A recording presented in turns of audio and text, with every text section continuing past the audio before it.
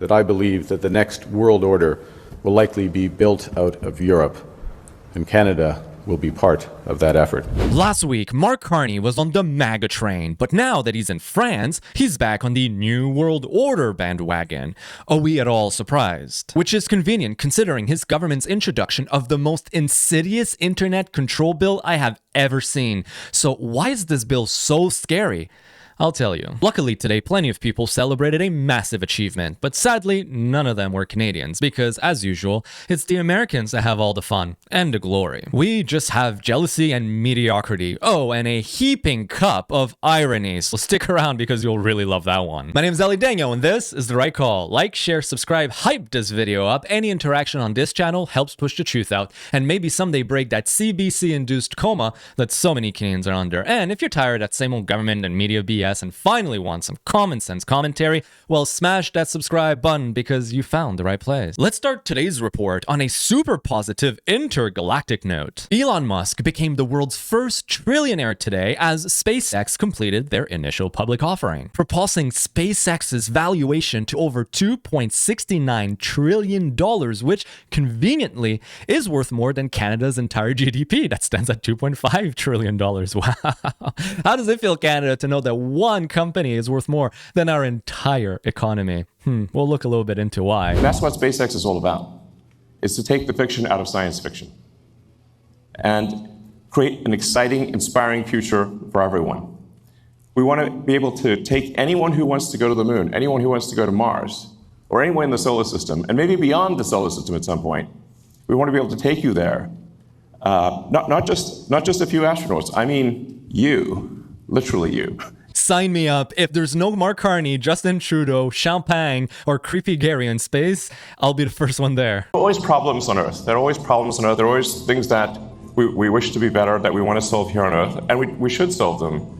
But there also have to be things that get you excited about the future, that make you glad to wake up in the morning, because you can't wait to see what happens next. Meanwhile, here I am stuck in Canada, waking up in the morning wondering, what comes next? What new bill is going to ruin our lives? And today we're going to talk specifically about one of those, so stick around. And that's the future that SpaceX wants to bring to you.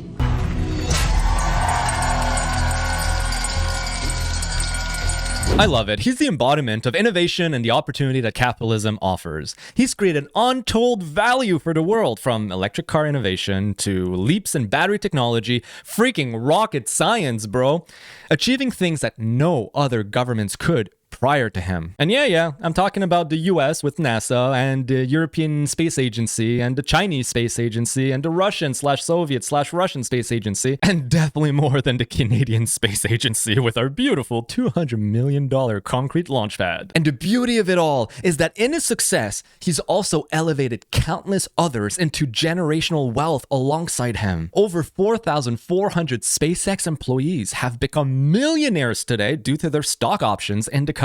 It's even noted that 400 of them are slated to make more than $100 million. We're not talking about engineers here. We're talking about the fact that most of the cafeteria staff workers of SpaceX are millionaires today. But not everyone was happy with such amazing news, especially not Canadian liberal-funded media, as one would assume as usual. The Globe and Mail published a piece titled, "SpaceX IPO makes Elon Musk the first trillionaire.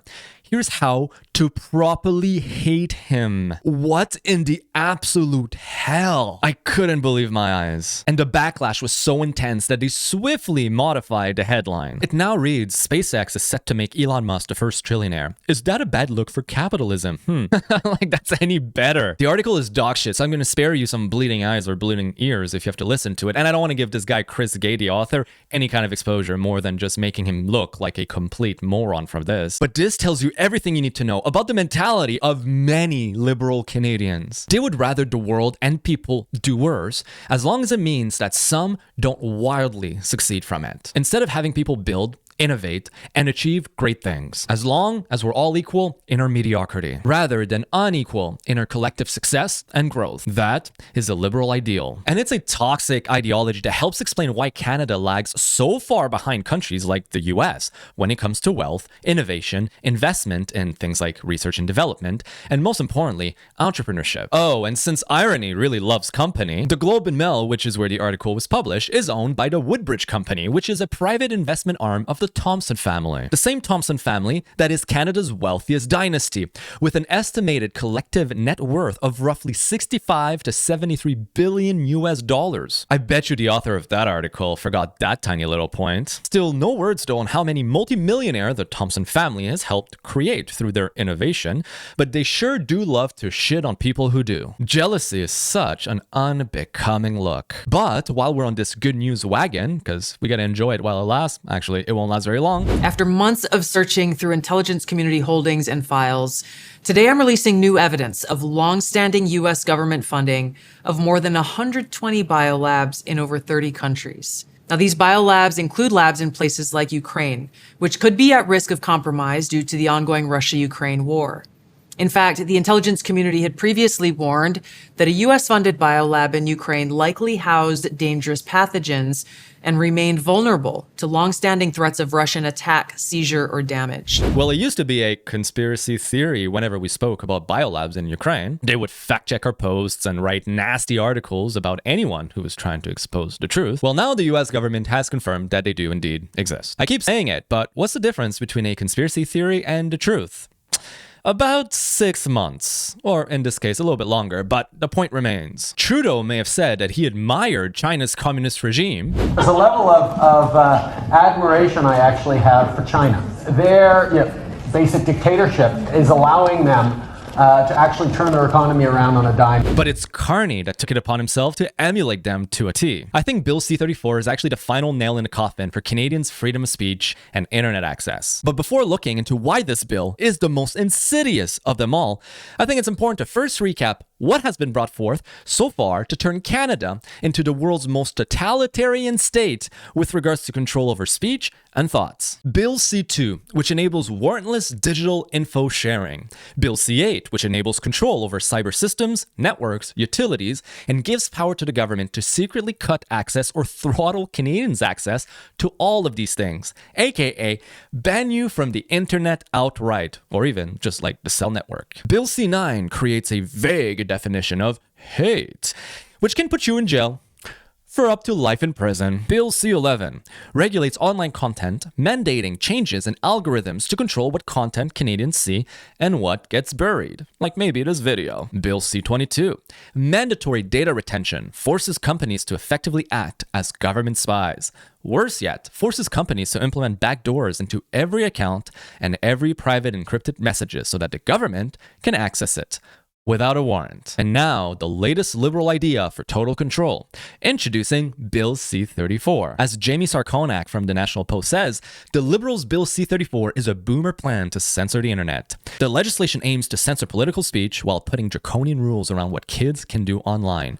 And then, of course, we have to have Mark Miller's face right there. Oh my God, every time I see that guy's face, 1, I roll a little. 2, I know it ain't about to be good. It's gonna be bad. And probably also just kind of hilarious because he never knows how to explain anything. You can tell this guy's not really making decisions. He's just in way over his head. On Wednesday, the Liberals tabled Bill C-34, which would restrict minors from social media. That's the headline pitch, but the bill goes much further, offering Cabinet the power to ban children from online games, shut online entities out of Canada completely, and order websites to censor content deemed harmful by the government.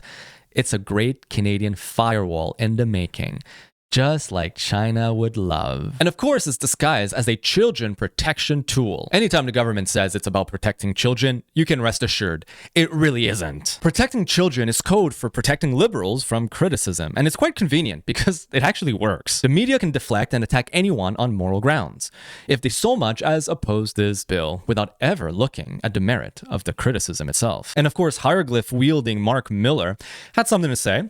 We've seen the devastating impact that social media and AI chatbot platforms can have on children. Our Safe Social Media Act will ban social media from children under 16 and require platforms to put children's safety first, so the design of their services, blah, blah, blah, blah, blah, blah. Please don't lie on X, sir. The central element of your censorship bill is a requirement that adults, not kids, provide ID before being allowed on social media. You're weaponizing kids in the pursuit of internet censorship for adults. That's what's happening, okay? And how do I know that? Well, I mean, they allow kids to be transitioned. They allow them in government-funded safe injection sites. They allow their predators and their assaulters to be released on bail. So spare me the platitudes that this is indeed for children's safety. But what does C-34 actually do? Well, it bans individuals under the age of 16 from accessing various websites, not just social media platforms, by the way, as they would like you to believe. It also forces these websites to implement age verification, which can only be interpreted as meaning ID verification.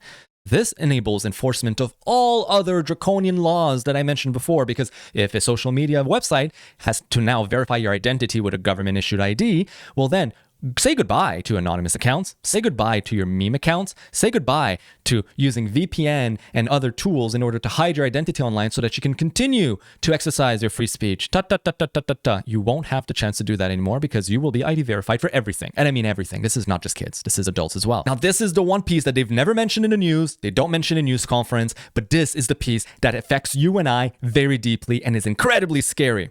It forces websites to regulate harmful content.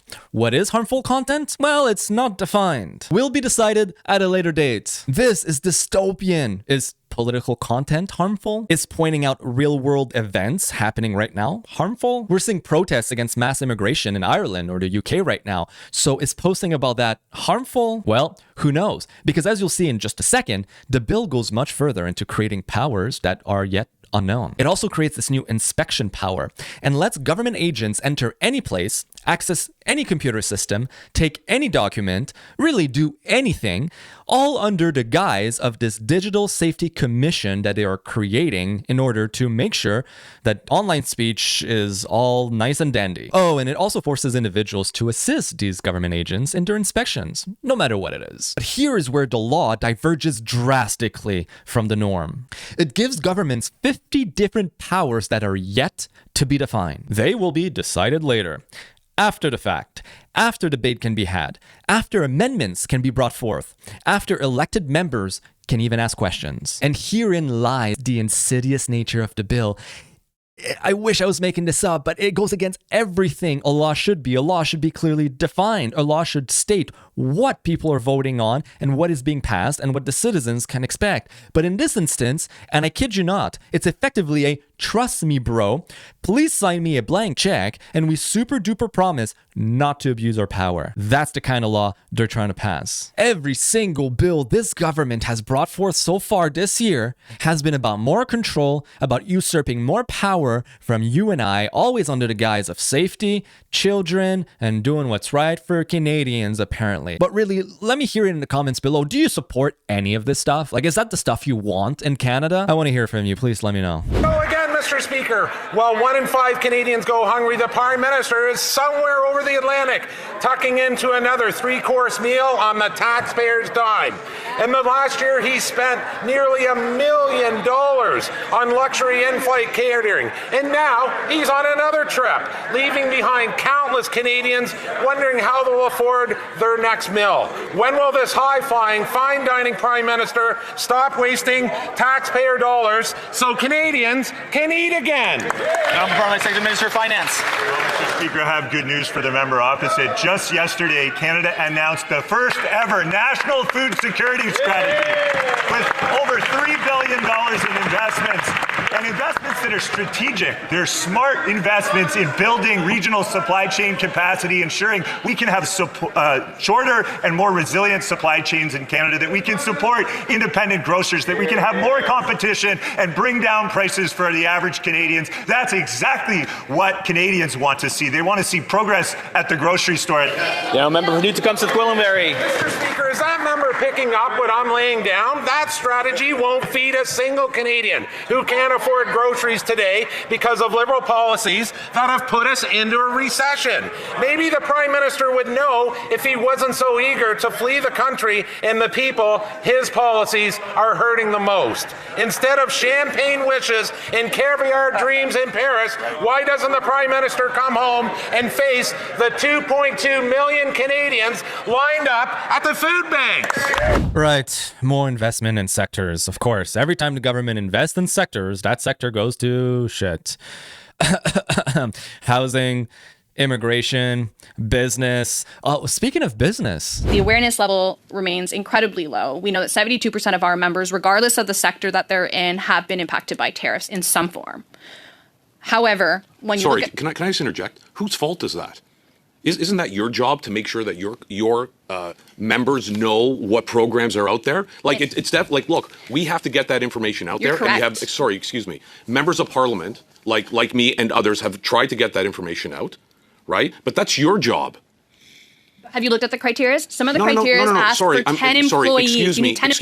Excuse me. You just said, you just said that there hasn't been enough uptake and that your client members don't know about it. Whose job is that? That's your job. They don't qualify because you need 10 employees. No, BC. you need— in Quebec, you need to be only in manufacturing. They don't qualify. That's the problem. This program was targeted to small businesses. If you're in retail, you cannot apply at all. It's 5 members or more. It's not 10. And I might add, that's part of your job to communicate to your members. It's programs picking losers and winners again. I think it's very disrespectful when Ms. Auger is here explaining what the problems are with the program and she's being badgered.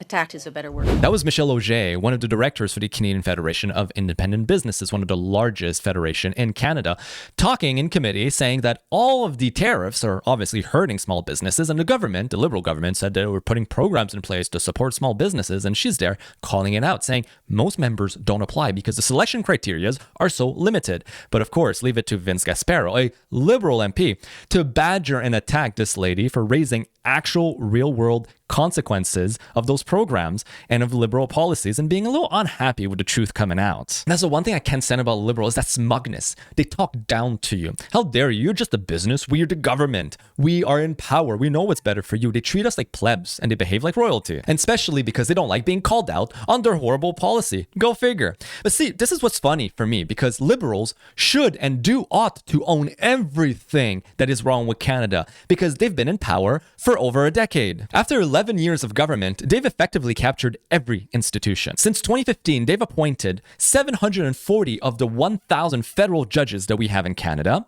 They've appointed 7 of the 9 Supreme Court judges that we have in Canada. So the judicial system is completely captured by liberals. So if you have hopes of those laws, those unconstitutional, those charter violating laws that are being passed, Bill C-22, Bill C-34, Bill C-8, Bill C-9, ever seeing a constitutional challenge and being struck down, keep dreaming, pal. Our courts have been captured. They've appointed also 100 out of 105 senators. The Senate of Canada, which is supposed to be the house of sober second thought, is now just a rubber stamp, an absolute rubber stamp being given to the Liberals. It's controlled by the Liberals. And they fund, and they've admitted that, they fund 30% of the salaries of news reporter in Canada. So guess what? Are you going to bite down the hand that feeds you? I think not. So in short, they own and control the courts, they own and control the Senate, they own and control the Supreme Court, they own and control the media funding, and they own and control the state broadcaster. Yeah, of course, because that's $1.4 billion being given to CBC. And oh boy, now they want to control the last thing, the last frontier that they can't control, or haven't yet control, I should say. They want to control the internet, the one last institution standing independently that can somewhat hold them accountable and challenge them. And herein lies the reason why they are coming so hard at us with all of these bills. As the deficit keeps growing, there is more and more pressure being put on OAS, old age security. Currently, it's the highest single line item on our budget, sitting at $86 billion per year in cost and slated to double in the next few years. And you can tell where this is going. The government is starting to lay down their cards on the table to revamp it. And I mean, they're not even being subtle about it. So it's more important than ever for people to start prepping somehow for their own retirement by building their own portfolio portfolio because, as despicable as it is, the government will pull the rug from underneath us all, seniors and the younger generation, and leave us out to hang. So for those that seek to establish their own sovereignty and control their financial future, seeking investment opportunities is, well, part of the pursuit. I grew up with a father that was a gold bug. As I personally invested in tech companies and crypto, he kept accumulating precious metals, silver, gold, and others. And I never really understood it up until recently. It's an asset class that has withstood the test of time. With current sell-off in the market, gold and silver are coming down from their highs due to the oil crisis from the Middle East conflict. Herein lies a significant opportunity to take advantage of it all by understanding the value that the miners provide. What isn't speculation is how important these metals are in building a civilization's economy. Amidst global conflict, what we are certain of is that global economies are in a battle for resources, where geopolitics creates opportunity and advantages for Canadian companies to provide secure supplies of commodities like silver and gold. So enter the opportunity for Canadian miners. Silver being a huge industrial metal with a role in the shift into electrification and renewables, the short-term noise is cancelled out by the long-term opportunity presented by Canadian miners to supply the world with these important minerals. And the province of Ontario has demonstrated their understanding of this opportunity, hence why they have sought to fast-track permitting for historical districts to remain competitive economically. They've done so by amending the Mining Act with the Bill 5 called Protect Ontario by Unleashing Our Economy Act. What a sick name, by the way. And Bill 71, Building More Mines Act. God, I love these names. Canada needs to leverage its natural resources, and I've been saying that for a very long time. And what better than historical mining districts with infrastructure and skilled labor already in place, just waiting to be utilized. And this is where my good friends at Nord Precious Metals come in. It's a true Canadian mining company, one listed on the Canadian Venture Exchange under ticker NTH.V. A real Canadian mining story, as old as Canada itself, that ensures the viability of our Canadian economy. Something Canadians can invest in to help support them in crossing the finish line. If we are all in consensus that Canada's natural resources are the path to our economic growth in this current chaotic environment, then merely talking about it isn't enough. Walk the talk, as they often say, and go support Canadian miners. Show the government that Canadians want to back our natural resource sector, and investing in miners is the best outlet for that objective. Of course, this is not financial advice, and I am not a financial advisor or even a financial expert. I just wanted to highlight the amazing job that a domestic Canadian company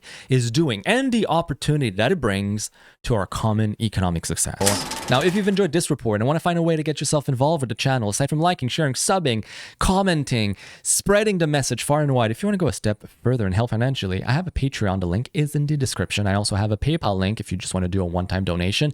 All proceeds goes towards helping this channel spend more time in researching, uncovering the truth, and disseminating that truth for the time being until I'm shut down because of these new laws that are passing. And if you haven't yet heard how Donald Trump, President Trump, wants to back away from Kuzma, telling Mark Carney that, you know what, we don't need you, well, click on the link right here. I made a video about it. It's excellent, and it shows you just how far gone this country has become. But for the time being, it's Friday. I'm going to go enjoy my weekend. My name is Ellie Daniel, and I'll see you next report.